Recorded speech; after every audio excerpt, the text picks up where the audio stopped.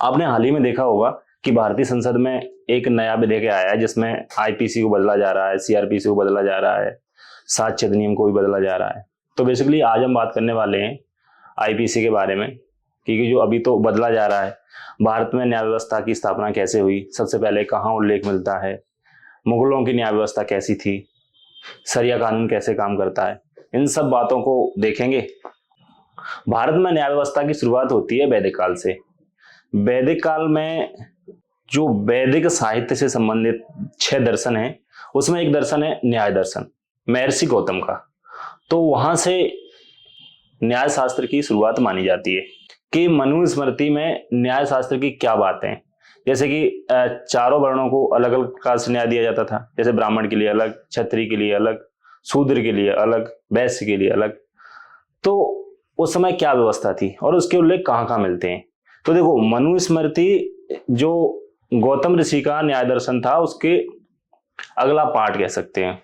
और जहां जहां शासक हिंदू धर्म या कह सकते हैं सनातन धर्म को फॉलो करते थे, जैसे गुप्त काल है या फिर राजपूत हैं, उन सब में मनुस्मृति को ही प्राथमिकता दी जाती थी।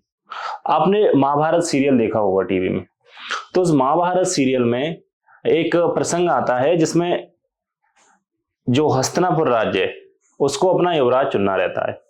तो उस युवराज की परीक्षा के लिए पहले दुर्योधन को बुलाया जाता है, उसके बाद युधिष्ठिर को बुलाया जाता है। तो दुर्योधन से जब उस अपराधी के बारे में पूछा जाता है कि भाई इस अपराधी को क्या दंड मिलना चाहिए, तो उसने समान दंड बताया कि अगर इस अपराध के लिए, जबकि युधिष्ठिर से पूछा गया तो युधिष्ठिर ने कहा कि अपराध और अपराधी दोनों को देखते हुए हमें दंड देना चाहिए। जैसे यदि कोई अपराध ब्राह्मण ने किया है तो वो विधि का जानकार है, उसे दंड सबसे ज्यादा मिले, क्षत्रिय को उससे कम मिले क्योंकि उसे विधि का इतना ज्ञान नहीं है, लेकिन रक्षा करने का दायित्व उसी का है, और शूद्र को सबसे कम दंड मिले क्योंकि उसे विधि का कोई ज्ञान नहीं है।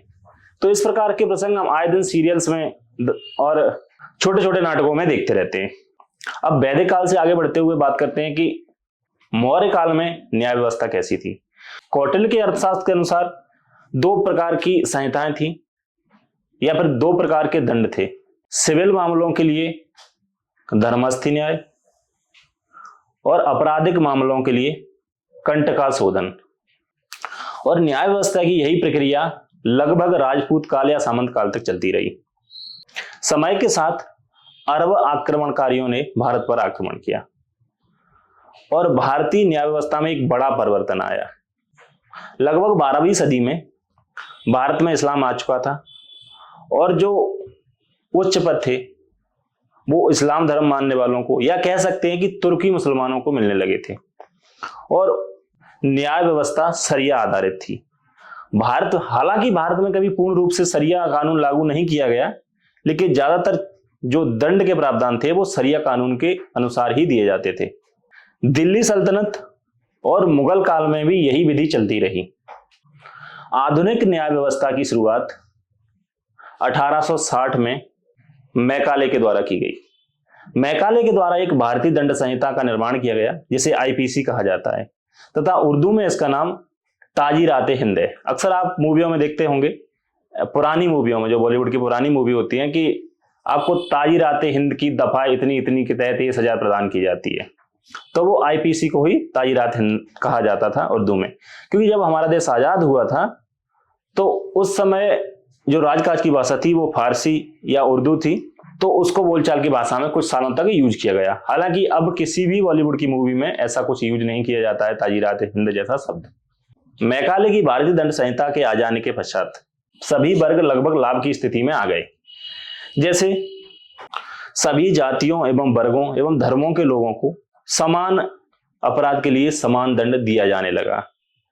अन्यथा मैकाले की दंड संहिता से पहले मेरा वचन ही है मेरा शासन, जैसे बाहुबली मूवी में दिखाया जाता है, उसी प्रकार से दंड का प्रावधान था। भारतीय दंड संहिता में 511 धाराएं एवं 23 अध्याय हैं। अब भारतीय दंड संहिता के स्थान पर नया कानून आया है, भारतीय न्याय संहिता BNS। इसमें कुछ नए प्रावधान जोड़े गए हैं, कुछ पुराने प्रावधानों को मॉडिफाई किया गया है एवं कुछ को हटा दिया गया है। इस नए कानून में 356 धाराएं हैं, जिसमें 175 धाराओं में बदलाव किया गया है। 8 नई धाराएं जोड़ी गई हैं, जिसमें कि मॉब लिंचिंग, संगठित अपराध, वीडियोग्राफी। धारा 150 में एक नई शब्दावली यूज की गई है, बेमनस एवं अवमानना। चूंकि ये बिल अभी संसद में पारित नहीं हुआ है, सिर्फ बिल के रूप में आया है, तो अभी इस कानून के बारे में बहुत कुछ सामने आना बाकी है। तो जैसे ही चीजें पास होती हैं, ये बिल कानून बनता है, आईपीसी रिप्लेस की जाती है, तो और विस्तार में इस चीज को हम समझेंगे इसी वीडियो के चैप्टर 2 में। Thank you.